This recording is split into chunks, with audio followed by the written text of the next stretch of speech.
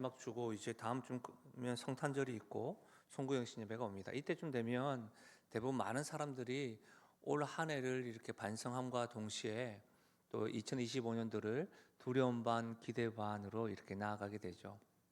저 역시 그러합니다. 그래서 제가 이제 하는 방법 가운데 하나는 말씀과 기도뿐만 아니라 이제 서점을 이렇게 가게 됩니다. 그 습관처럼 가게 되면서 리더십에 대한 책을 보기도 하고, 그리고 이제 성장과 관련된 책들을 이렇게 하나씩 꺼내고 제 모형실에 있는 책들도 다시 한번 꺼내서 읽습니다.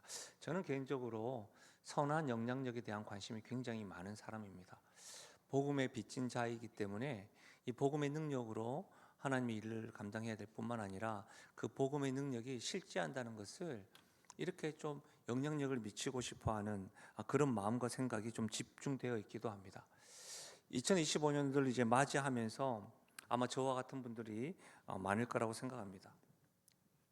그러니까 좀 어떻게 하면 2025년도를 좀 더 나게 보낼까, 남은 2024년도를 좀 마무리 잘 할까, 이러면서 이제 제가 책을 봤는데요. 리더십과 성장, 선한 영향력, 이런 책들을 보니까 뭐 제가 뭐 다 알 수 있는 건 아니지만 이렇게 분석하고 또 이렇게 정리해 놓은 것들 보니까 적어도 리더십과 선한 영향력, 성장, 변화, 이런 책들에 대해 네 가지 키워드가 항상 좀 반복되는 것 같더라고요. 하나는 목표 설정과 비전이 있어야 된다. 두 번째로는 지속적으로 학습하고 자기 개발을 해야 성장하고 발전을 하고 변화가 있다. 그러면서 요즘 같은 시대에 굉장히 중요하죠. 네트워킹과 인간관계가 중요하다. 예. 그리고 나머지 네 번째가 뭐냐면 말만 해서는 안 된다. 이론만 있어서는 안 되고 어떻게 행동과 실행력이 있어야 된다. 그런 책들이, 그런 내용들이 반복되는 것 같습니다. 제가 이런 것들을 이제 정리도 하며 제 스스로의 삶도 이렇게 돌아보면서 이렇게 하면서 갑자기, 그렇다면 예수님은 제자들을 어떻게 훈련시키셨을까? 십자가와 부활하신 이 사건, 구속사적인 사건 이후에 40일 동안 하나님 나라를 증거하시고 이후에 승천하시잖아요. 다시 말하면 예수님께서는 이제 이 땅에 계시지 않으면서 이 땅에 남아있는 제자들을 남겨두실 것을 다 아시고 3년 동안 도제 교육하시면서 훈련하셨는데, 그래서 예수님은 어떻게 훈련하셨을까? 제자들 세워나가는 방법은 무엇이었을까? 왜 제가 이 부분에 대해서 주목했냐면, 제자들을 세워나가는 그 방법, 예수님의 마음은 저에게도 동일하기 때문입니다. 그렇죠? 그래서 여러분, 저는 이런 곳에 대해서 묵상을 하다가 오늘 말씀에 이르렀습니다. 오늘 말씀은 이와 같은 관점으로 살펴보면서 제자를 세워가시는 예수님의 방법, 이것이 이론뿐만 아니라 우리의 삶에 좀 적용되어져서 성도인 우리의 믿음이나 사명이 예수님 제자답게 살아가는 그런 길로 이끄는 어떤 예수님의 방법들을 오늘 이 저녁에 살펴보면서 기도 제목으로 삼으시고, 또 2024년도를 마무리함과 동시에 2025년도에는 두려움보다는 더 기대감으로 나아가시면 좋겠다 싶습니다. 오늘 말씀은요, 오병이어 사건 이후에 일어난 사건입니다. 오병이어가 뭐예요? 어린아이의 도시락, 오병이어, 떡 5개와 물고기 2마리, 그것으로 인해서 먹었던 사람이 5,000명, 12바구니를 남겼다. 근데 여러분 아시겠지만 헬라 문화, 또 유대 문화에서는 숫자를 살릴 때는 어린아이와 노년과 전쟁에 나가지 않으시는 여성분들의 숫자를 빼고 5,000명. 그러면 굉장한 숫자죠. 그래서 어떤 신학자들은 10,000명이 넘었을 것이다. 근데 여러분 생각해 보십시오. 어떻게 그 오병이어로 축사하시고 직접 떼고 줄 세워서 주고 12바구니를 남겼다. 대단하죠? 이 사건 이후에 예수님이 어떤 일을 하셨냐면 제자들에게 배를 타고 급히 나가라. 이 사건이 말씀입니다.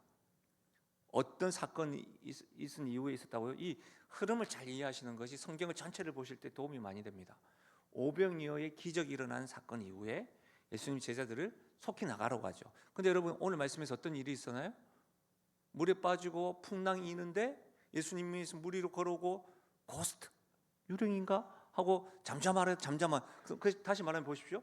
오병이어의 기적과 물 위에서의 기적과 기적 사이에 예수님께서 반복적으로 오늘 말씀에서 강조하는 표현이 있어요.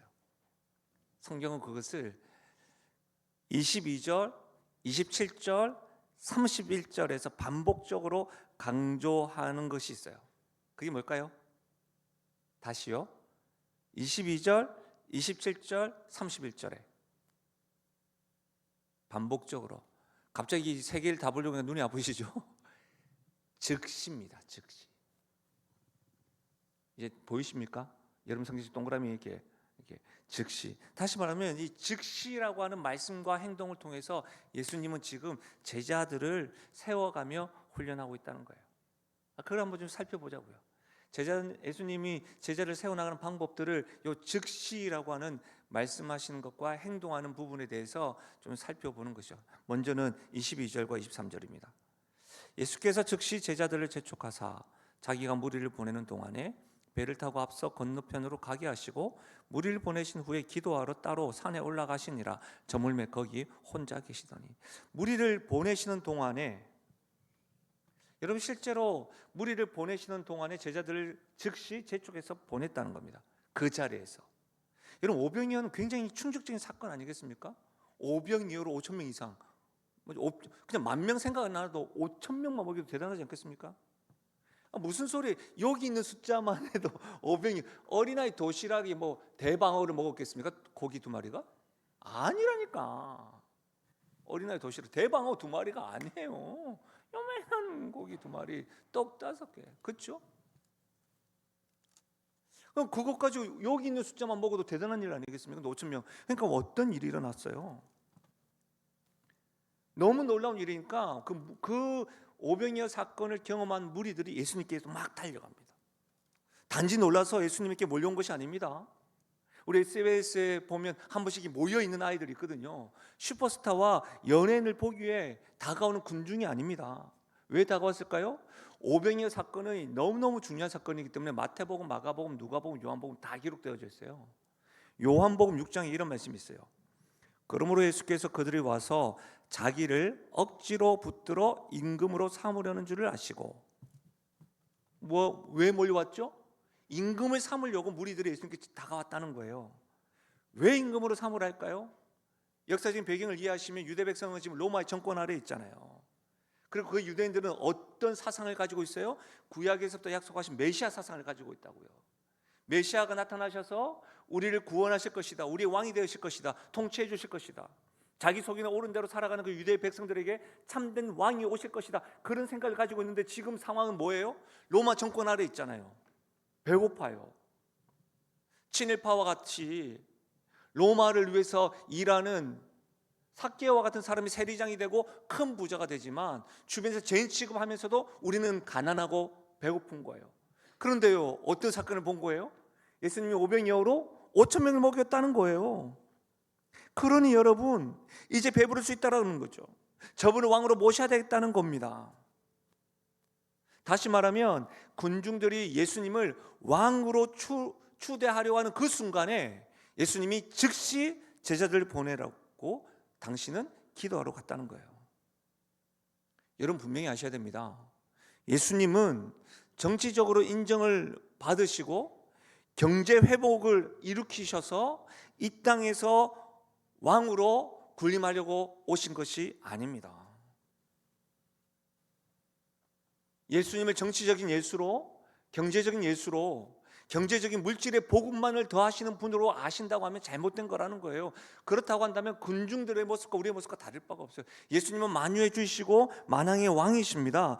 그런데 그분께서 십자가를 지심과 부활하심으로 주님께서 원하셨던 것은 완전한 하나님 나라예요. 이 땅에서 50년, 80년, 100년을 누리는 그 땅이 아니고 완전한 하나님 나라를 세우시기 위하여 이 땅에 오셨고 그 자리에서 지금 피하시고 있는 거예요. 근데 제자들은 왜 즉시 그 자리에 보냈을까요? 무리들이 예수님을 왕으로 모시려고 다가왔던 그 심정과 그 심령과 그 마음에 그 야망이 제자들에게도 있었어요. 우리 요한복음 배웠잖아요. 제자들이 모여서 뭐라고 합니까? 우리 이제 왕이 예수님이 한 자리 하시면 오른편과 왼편에 심지어 치맛바람까지 있었다니까요. 그렇지 않습니까? 예수님이 왕이 되면 누가 우측과 좌측에 있을 것인지 자신의 자리만을 생각했던 제자들의 심정을 아셨기 때문에 그 자리에 너희를 빨리 가라는 거예요. 여러분, 사실 말씀을 묵상하고 이 말씀을 저에게 적용을 하면요, 저에게도 용한 목사가 되고자 하는 야망이 있어요. 여러분의 기도 딱 하면 딱 손대면 낫고, 제 손수건 한번 딱 던지면 엄마에 잡으면 막 피부 낫고, 제가 마시는 물 여러분 딱 뿌리면 피부가 하얘지고, 그런 거 있잖아요. 여러분의 어려움들이 있을 때 제가 착착 손 기도하면 여러분, 그런 용한 목사, 다시 말하면 오병이어의 어떤 기적을 통해서 우리 교회가 부흥하려고 하는 그 유혹에 저 한번 좀 있었으면 좋겠다는 생각이 들 때가 있어요. 근데 그렇게 빠져서는 안 돼요. 오병이어를 통해서 예수님이 아니라 나의 이름이 높아지는 것에 대한 그 유혹에 빠지면 안 된다는 거예요.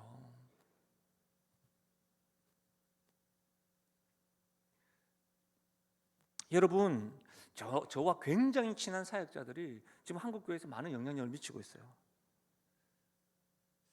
그리고 심지어 저에게 배웠던, 또 저하고 함께했던 이렇게 그런 친구들이 지금 막 영향력을 미치고 있는 것을 한 번씩 인스타에 보면 제 안에 이렇게 꿈틀거려, 니는 뭐 하노? 이런 생각이 들 때가 있어요. 근데 여러분, 그때 제가 제 자신에게 계속해서 되뇌는 말이 있습니다. 내 자신을 알라. 그와 동시에 높아지려는 건 내 욕심이잖아. 그런 영향력을 미치려고 하는 거 아니잖아. 그분들의 모습이 잘못됐다는 게 아니라 제 마음에 그런 야망들이 올라오기 시작한다니까요. 사랑하는 여러분, 우리에게 위험한 자리는 핍박과 박해하는 자리만이 아니라 칭찬하는 자리가 위험해요. 인기 위주의 발언과 충동은 누구에게나 있습니다. 없는 사람 없어요. 저도 사실 여러분, 오시는 분들 한 번씩 오셔가지고 어떻게 오셨습니까? 이 지역에 사시는 분들도 아닌데 목사님 말씀이 좋아서 하면 어깨 뽕이 이렇게 올라갑니다. 목사님 좋은 것 같습니다.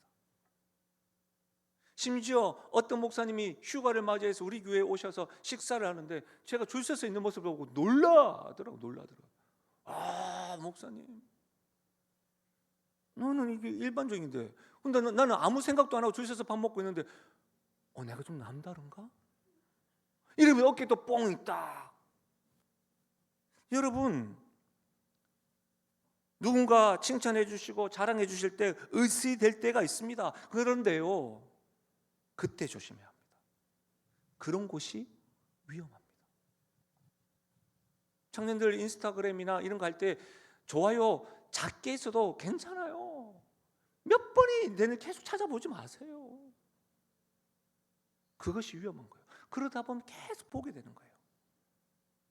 세상의 야망을 버리세요. 망하는 길입니다. 그럴 때 어떻게 해야 됩니까? 예수님 어떻게 하셨어요? 기도하셨다고요.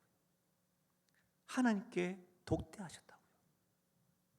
잠시 그 자리에서 머물러서 하나님께 독대했다. 그런 마음 올 수 있죠. 왜 없어요?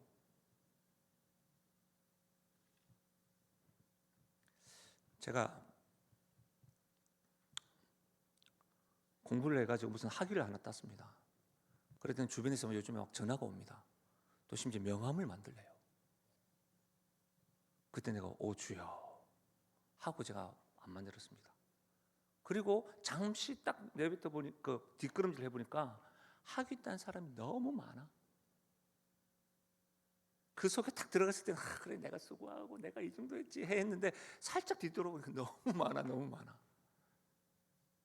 그럴 때 어떻게 해야 된다고요? 주님께 독대하고 기도해야 됩니다. 두 번째 즉시가 어디에 나타나냐면 27절입니다. 같이 한번 읽어볼까요? 27절 시작.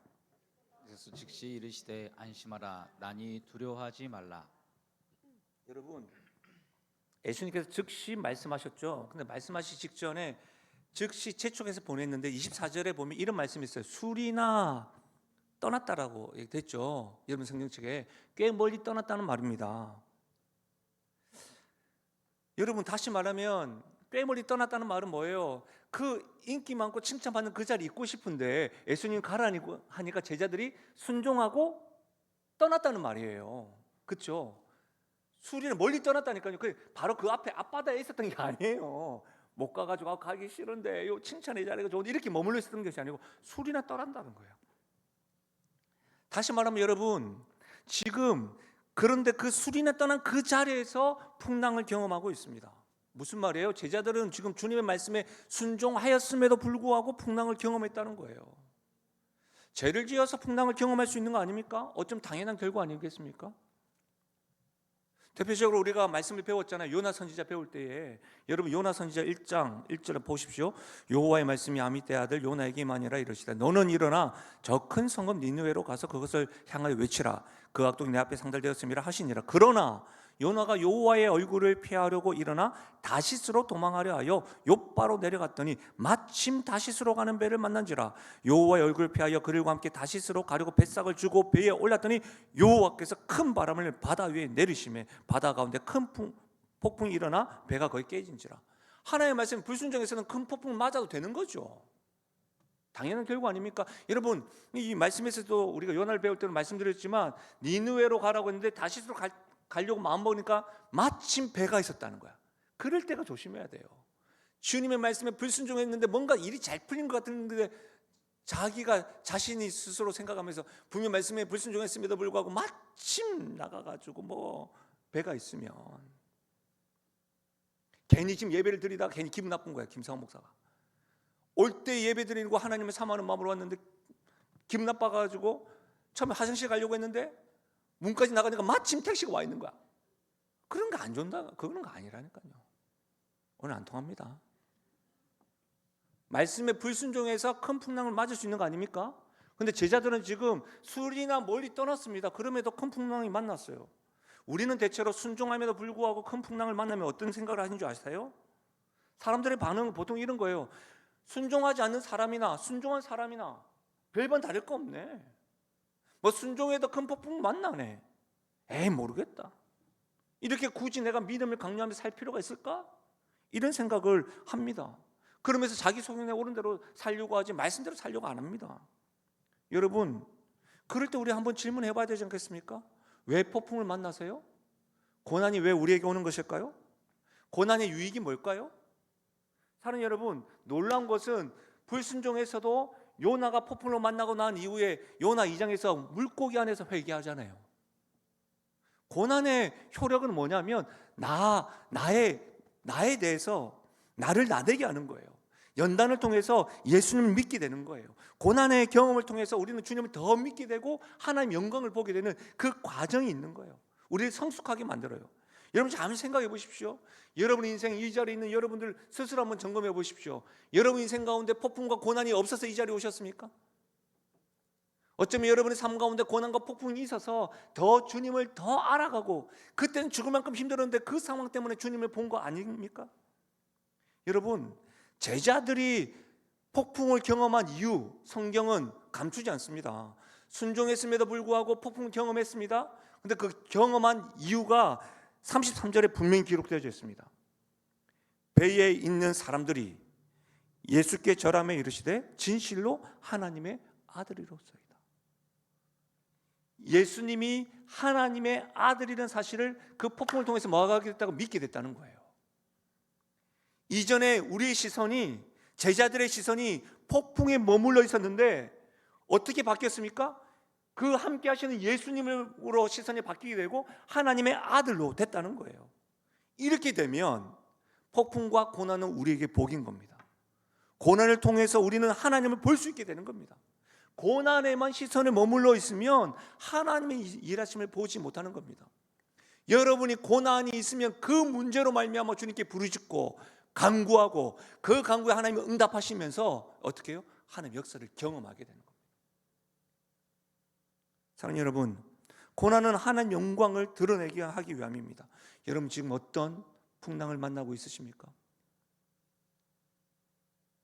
시험을 준비하거나 어떤 중요한 일들이 있을 때에 막 떨리고 눈물이 날 수 있잖아요. 그럴 때 어떻게 해요? 함께 하시는 주님을 경험할 수 있는 기회라고요. 그런 거예요. 근데 가만히 생각해 보십시오. 여러분 가운데 그런 두려움도 없고 떨림도 없고 고난도 없고 풍랑도 없으면 우리의 본능은 뭐예요? 나 잘난 맛이 된 것이죠. 그렇지 않아요. 사랑하는 여러분, 여러분이 지금 경험하고 있는 풍랑, 말씀에 순종하였음에도 불구하고 계속해서 경제적인 것뿐만 아니라 영적인 것들, 관계적인 것들, 그런 어려움을 맞을 때에도 고난을 통해서 나의 시선이 주님께로 옮겨진다는 것을 믿음으로 계속해서 놓아졌는 것을 포기하지 마시기를 주의 이름으로 부탁드립니다. 인생의 풍랑이 만났을 때 반드시 알아야 되는 것이 있어요. 오늘 말씀을 조금 이렇게 좀 쪼개어가지고 살펴보면, 여러분, 예수님은 지금도 우리를 위해서 기도하고 있음을 알아야 합니다. 언제요? 풍랑이 있을 때. 아멘이십니까? 여러분, 오늘 말씀을 가만히 보세요. 예수님께서 제자를 보내시면서 자신만 위해서 기도한 게 아니라고요. 예수님은 십자가 지시기 전에도 요한복음 17장에 남아있는 제자들 위해서 늘 기도하셨다고요. 여러분, 지금도 예수님은 우리를 위해서 십자가에서 죽으시고 부활하셔서 승천하시고 하나님의 우편에서 우리를 위해서 기도한 줄 믿습니다. 그러니까 여러분, 인생의 풍랑을 맞으실 때에 여러분 뭘 기억해야 돼요? 날 위해서 중보자 되시는 예수님이 계시구나. 오늘 이 밤에 기도하실 때도 여러분 혼자 기도하시는 것이 아니라 우리의 주님이 나와 함께 기도해 주시는구나. 두 번째로, 고난 중에 우리 주님이 우리를 보고 계시다는 것을 알아야 돼요. 여러분, 고난도 되게 힘든데 우리가 지금 영적인 사람, 신앙을 가지고 있는 사람이 힘든 게 뭐예요? 이 고난 중에 우리 하나님 나를 외면했다, 우리 하나님 나에게 관심이 없는 것 같다, 이런 것 아닙니까? 여러분, 오늘 이 사건이 마가복음 6장에도 기록되어져 있어요. 마가복음 6장 48절 같이 한번 읽어볼까요? 시작. 바람이 거스름으로 제자들이 힘겹게 노젓는 것을 보시고 밤 사경쯤에 바다 위로 걸어서 그들에게 오사 지나가려고 하심에. 마태복음에는 없는데 마가복음에 딱 있는 표시가 있잖아요. 제자들이 힘겹게 노젓는 것을 보시고, 마태복음과 마가복음 딱 생각하면 술이나 멀리 떨어져 있고 즉시 보내시고 예수님 기도하시고 제자를 위해서도 기도하고 계시는데, 여러분 마가복음 말씀에 보면 그렇게 힘겹게 풍랑을 노젓는 것을 보고 기도하고 계시다는 거예요. 감동이 없어요? 말씀이 이렇게 확 다가와야 되는데, 제자들이 괴로이 노젓는 것을 보시고 보면서 기도하신다는 거예요. 우리의 인생의 바다에서 고난 중에 있는 것을 그냥 두시는 것이 아니라 보고 계시다는 겁니다. 아멘이십니까? 예. 우리가 풍랑 자체도 힘들고 어렵지만 우리 주님이 나를 버린 것이 아니라 우리 주님은 나를 보시고 계신다, 주목하고 계신다. 와, 이것을 아셔야 돼요. 세 번째는 뭔지 아세요? 우리 주님께서는 우리가 경험하고 있는 풍랑 속으로 오신다는 것을 알아야 돼요. 25절 밤 사경에 예수께서 바다 위로 걸어서 제자들에게 오시나니. 여러분, 밤 사경은 새벽 3시에서부터 6시입니다. 유대인들은 시간을 사경으로 나눠요. 사경으로 1경, 2경, 3경, 4경. 여러분, 밤 사경은 새벽 미명에 가까운 시간입니다. 새벽 3시부터 4시. 여러분, 새벽 3시부터 6시까지는 뭐예요? 가장 깊이 잠들 때 아닙니까? 도둑이 언제 올 거예요? 그 시간에 옵니다. 그 시간에. 그 시간에 깨어 있어야 됩니다. 여러분, 다른 사람은 다 자고 있는데 그 시간에 풍랑을 경험하시는 그 고통이 아시겠습니까? 새벽 3시부터 6시까지 다 잠자는 것이 일반적인데 그 시간에 잠이 안 오는 거예요. 하나님이 사랑하신 자에게 잠을 주신다고 했는데 그 시간에 여러 가지 두려움과 불안과 여러 가지 형편들 때문에 잠이 안 오는 거예요. 여러분, 그 고통을 아시겠습니까? 그런 적 없으세요? 저는 고통이라고 표현하기는 그렇지만 여러분, 설교 준비하는데 새벽 3시고 6시고 준비가 안 돼가지고 문제가 안 만들어져가지고 계속해서 멀뚱하게 컴퓨터 앞에 있고 죽을 것 같아요. 기도하고 해도 안 돼. 여러분, 저는 저에게 그냥 적용해서 말씀드리지만 그게 고통 가운데, 풍랑 가운데 있는 분들의 그 상황을 아시겠습니까? 남들은 다 자고 있는데, 남들은 다 평안하게 지나고 있는 것 같은데 새벽 3시와 6시 그 시간에 나는 고통 가운데 있는데 그 시간에 누가 찾아오신다고요? 주님이 찾아오신다고요. 더 놀라운 건 뭐예요? 우리 주님이 풍랑 위를 걸으시면서 오셔요. 풍랑이 일으키면서 우리를 고통스럽게 하는데 그 문제를 밟으시면서 오시는 분이 우리 주님이세요. 이럴 때는 이런 말을 해서 우리 주님 찌긴다 아이가 뭐 이렇게 아무도 못 알아듣시고 제가 볼 때 여기 다 서울 분이시군요. 우리 주님 너무 멋지지 않니 얘들아? 이렇게 말씀하는 거예요. 네 번째로 고통 중에 오실 때에 우리의 풍랑 속으로 오신다. 어떻게 오신다? 즉시 오신다는 것을 믿어야 됩니다. 할렐루야. 이것이 중요합니다. 27절 예수께서 즉시 이르시되 안심하라 나니 두려워하지 말라. 즉시 위로하십니다. 즉시 다가와 주님께서 이렇게 세우십니다. 그런데 여러분 우리는 신앙생활을 할 때 주님의 손을 바로 이렇게 세워주시면 좋겠다.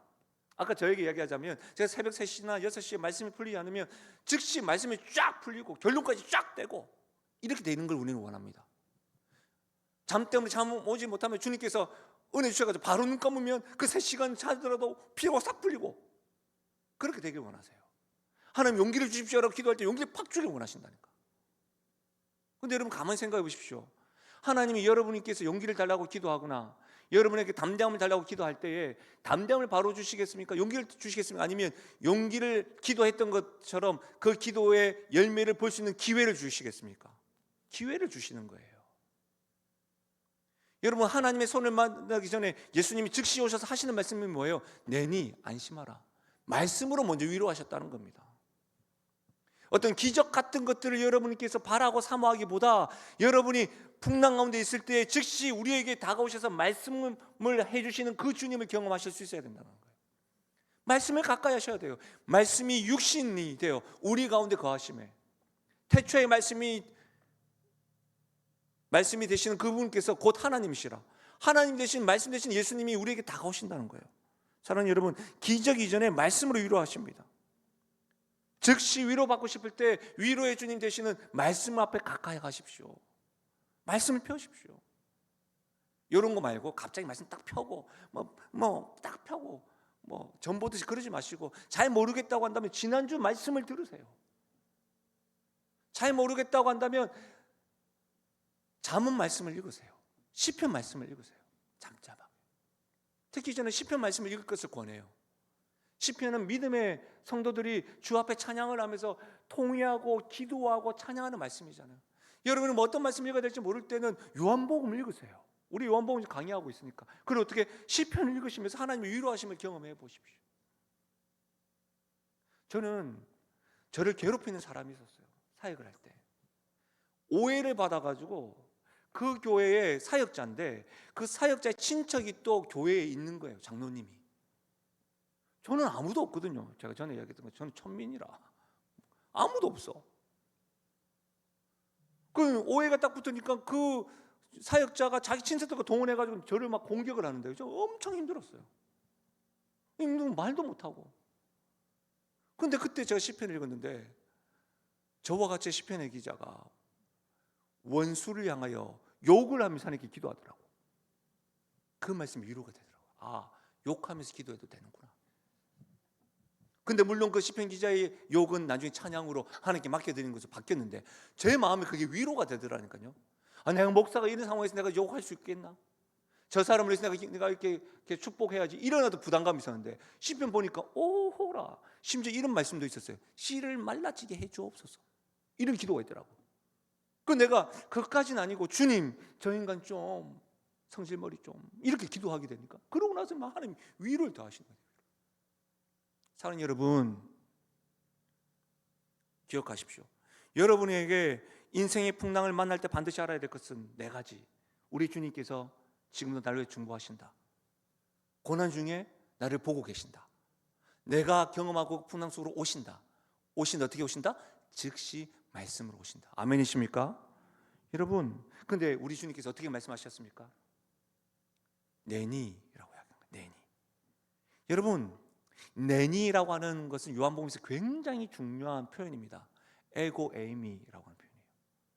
내니라고 하는 표현은 굉장히 중요합니다. 나다 이 말이에요. 근데 여러분, it is the I, 나야 이렇게 표현한 건데 이 표현이 구약에서 굉장히 중요한 부분에 등장합니다.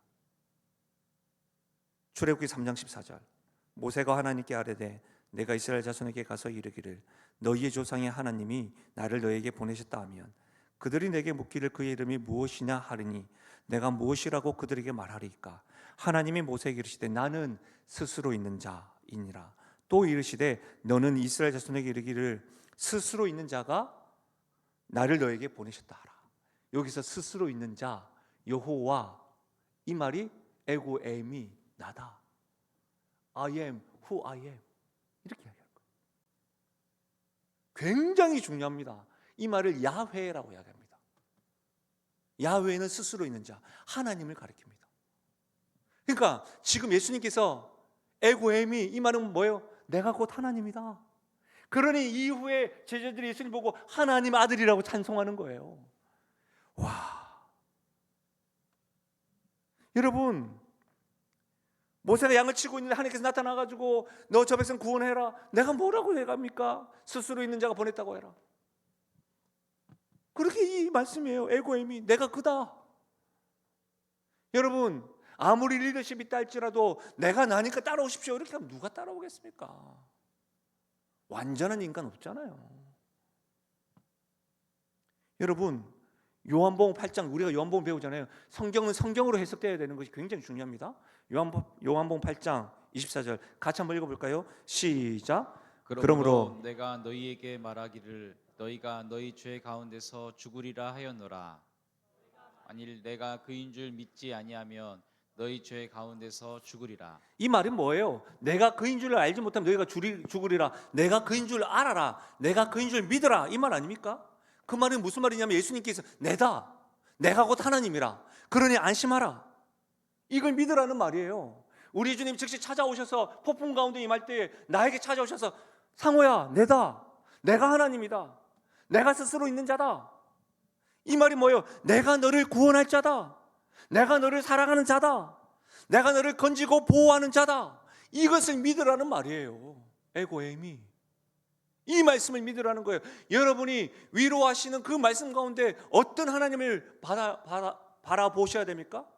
자기 개별서가 아니에요. 성경은 예수님 어떤 분이신가, 하나님 어떤 분이신가, 그 하나님 대해서 이해가 되면 하나님이 만왕의 왕이신가, 이 세상에 살아갈 방법들도 이해가 되는 것이죠. 그런데 우리 소소하게 계속 어떤 솔루션들만 큰 것을 먼저 알아야지. 큰 것을 먼저 알아야지.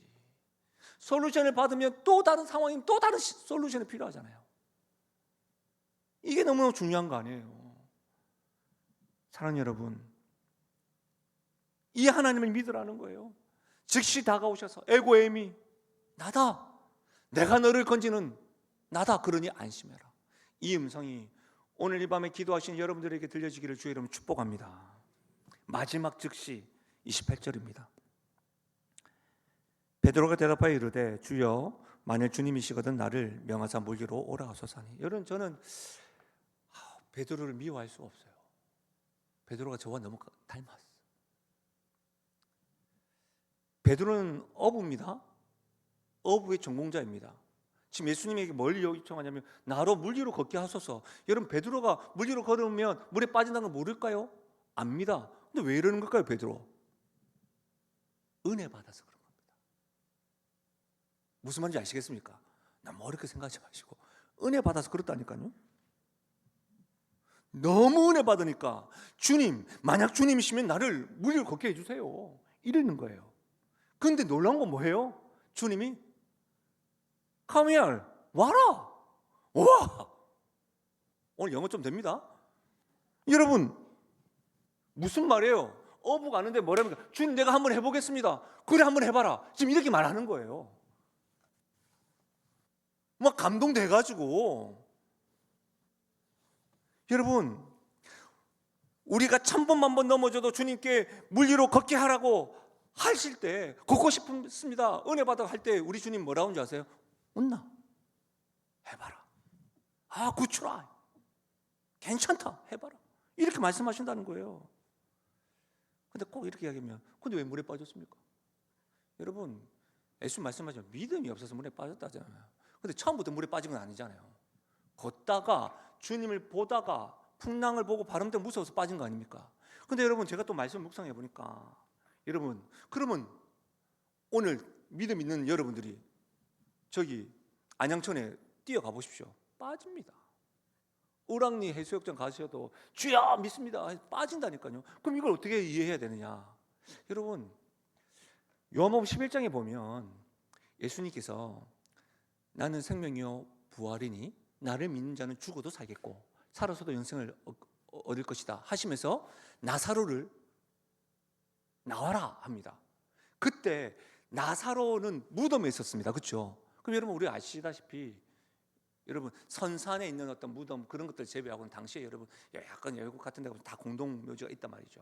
그러면 나사로의 무덤 옆에 또 다른 무덤이 있다고 한번 가정을 해보면 예수님이 나오라 할 때 여러분 모두 죽었던 영혼들이 돌문 열고 다 이렇게 나오면 그거는 좀비의 나라입니다. 아, 나 이거 되게 웃을 줄 알았는데 죄송합니다. 근데 여러분 누구만 나왔습니까? 나사로만 나왔습니다. 나를 믿는 자는 죽어도 살겠고 그 사건을 통해서 뭘 이야기하는 거 내가 부활이요 생명이라는 것을 알려주는 사건인 것이지 죽은 자 살리는 그 사건이 아니라는 것이죠. 그 사건을 통해서 나는 생명이고 부활이라는 것을 알려주기 위함이라는 거예요. 그러면 만약 부활을 믿는 우리들은 물에 빠질 수 있다는 겁니다. 굳이 물 위로 걷지 않아도 뭐 우리는 주님 믿으니까. 그러니까 부활 되시는 주님, 능력 되시는 주님을 보고는 걸었었는데 보지 않고 다른 거 볼 땐 빠졌다는 것이죠. 굳이 우리가 부활의 주님을 믿고 있는 우리들은 물 위로 걸어야지만이 믿게 되고 이런 사실은 아니라는 겁니다. 또 그러면 오늘날 우리가 또 왜 물에 빠질까요? 정말로 부활의 주님 믿는 우리이기 때문에 물에 빠지는데 주님이 오라고 안 했는데 지 혼자 가서 물에 빠지는 경우가 있습니다. 잘못 들어가지고. 아시겠죠?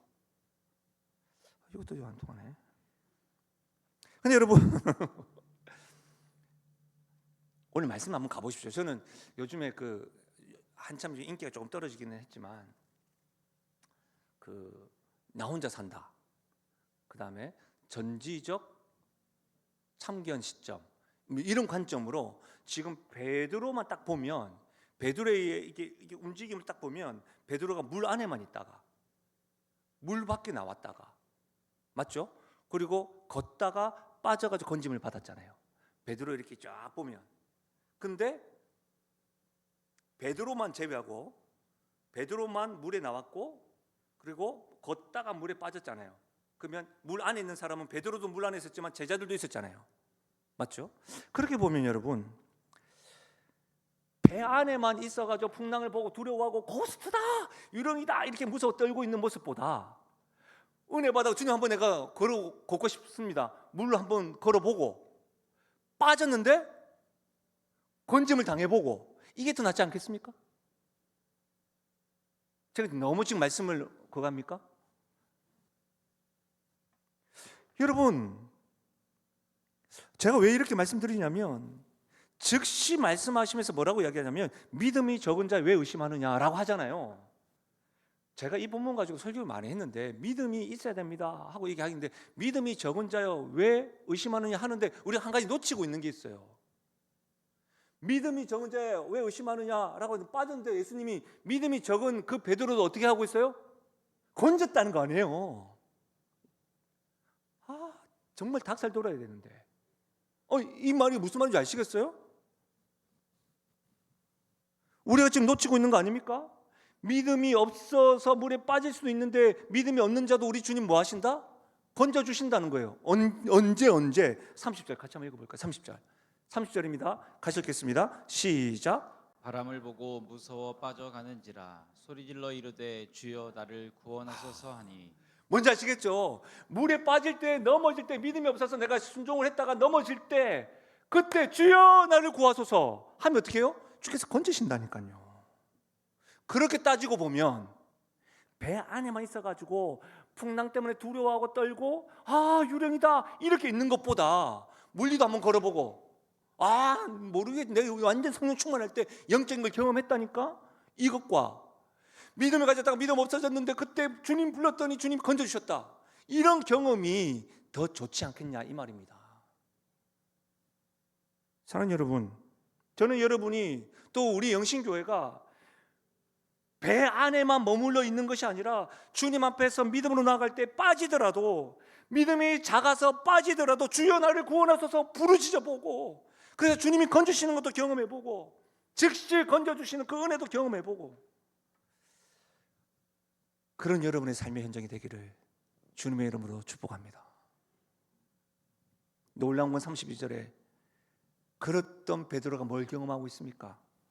바람이 그친지라.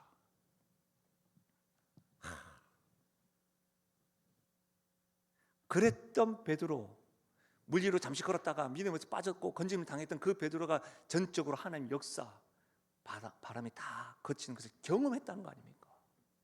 이 경험과 베드로의 경험과 배 안에서만 있었던 제자의 경험과 어찌 비교가 되겠습니까?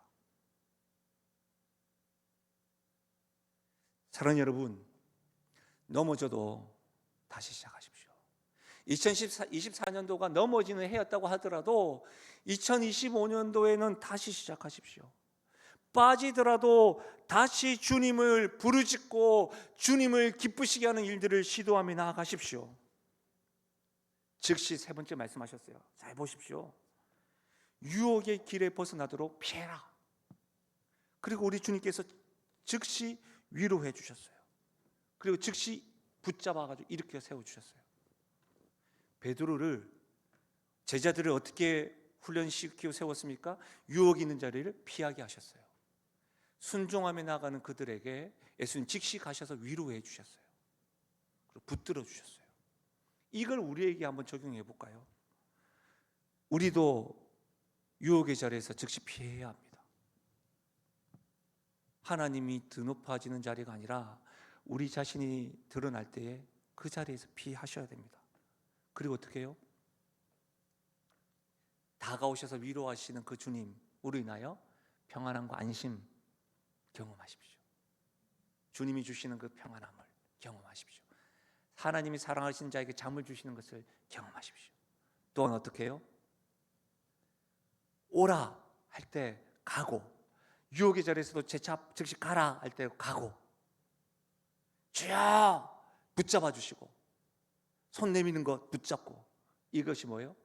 순종하는 모습들이 늘 있으시면 좋겠습니다. 그것을 우리 주님은 그와 같은 것들로 인하여 우리를 세워나가시고 훈련하실 것입니다. 하나님이 기뻐하는 모습으로 교회뿐만 아니라 가정이나 우리의 성도의 삶에서도 그렇게 역사하실 줄을 믿습니다. 우리 시간에 이 찬양을 하며 나갈까요?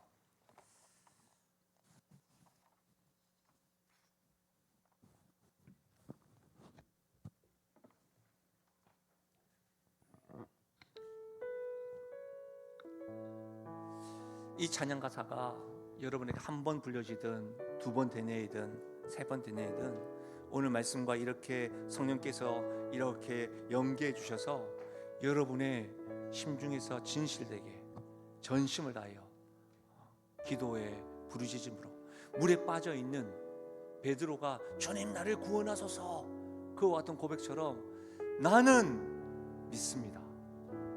즉시 나에게 찾아오시고 나의 풍랑 가운데 다가오시고 나를 위해서 기도해 주시고 나를 지켜보시는 그 주님을 믿습니다. 내가 믿음이 없어 자빠지고 실패하고 넘어진다 할지라도 내가 주를 부르실 때 나의 연약한 믿음을 사용하여서라도 주님께서 일으키실 것을 믿습니다. 이런 고백이 이 찬양으로 주님 앞에 상달되어지는 그런 시간 되길 원합니다. 우리 시간에 이 찬양으로 고백하며 나아가겠습니다.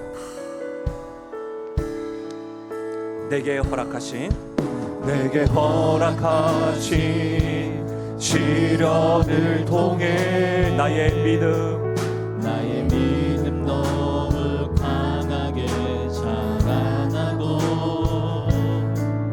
험한 산과 골짜기 지나는 동안 주께 더 가까이 나를 이끄시네. 내가 겪는 시험이 어렵고 힘겨워도 내 주님보다 크지 않네. 내 앞에 바다가 갈라지 갈라지지 않으면 주가 나로 바다 위 걷게 하리. 나는 믿네. 주의 능력으로 내 삶 새롭게 되리. 나는 믿네. 주의 능력으로 담대히 나가리라. 주와 함께 싸워 승리하리라. 날마다 믿음으로 나 살아가리. 내게 허락하신 시련을 통해 나의 믿음 더욱 강하게 아멘. 험한 산과 골짜기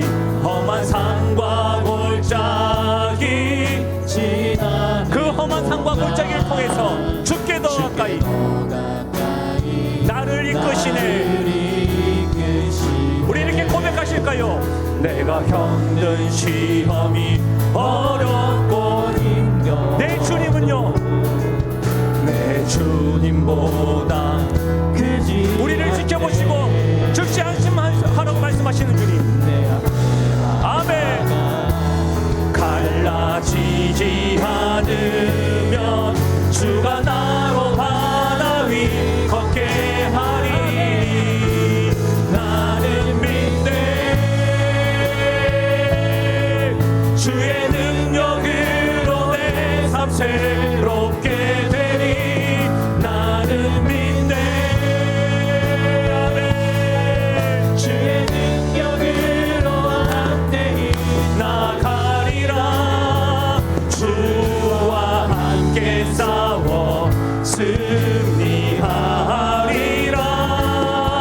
날마다 우리 믿음으로 고백하며 나갑시다. 내가 겪는 시험이 어렵고 힘겨워도 내가 겪는 시험이 어렵고 힘겨워. 그렇습니다 주님. 내 주님보다 크지. 우리 이렇게 고백하며 나가실 수 있겠습니까? 내 앞에 바다가 갈라지지 내 주님께서 않으면 주가 나로 바다 위 걷게. 이것을 믿습니다. 나는 믿네. 주의 능력으로 내 삶 새롭게 되리. 나는 믿네. 아멘. 주의 능력으로 담대히 나가리라. 주와 함께 싸워 승리하리라. 우리 이 시간에 믿음의 고백으로 두 손 높이 들고 찬양하며 나가실까요? 다시 한 번 더. 내가 겪는 시험이 어렵고 힘겨워도 내 주님보다 크지 않네. 주여 구원하소서. 내가 이 믿음을 가지게 하소서. 갈라지지 않으면 주가 나로 바다 위 걷게 하리. 나는 믿네. 주의 능력으로 내 삶 새롭게 되리. 나는 믿네. 주의 능력으로 담대히 나가리라. 주와 함께 싸워 승리하리라. 날마다 믿음으로 나 살아가리. 우리 주님이 제자들을 세워나가시는 방법은 우리에게도 동일합니다. 유혹의 자리에서 벗어나라고 우리를 훈련시키십니다. 풍랑을 경험하실 때에도 내니 안심하라 즉시 찾아오셔서 우리 주님이 나의 상황을 보시고 함께 하십니다. 또한 믿음이 적다 할지라도 주님을 믿고 도전하고 순종할 것을 그 상황을 통해서 우리들을 또 훈련시키시고 세워나가십니다.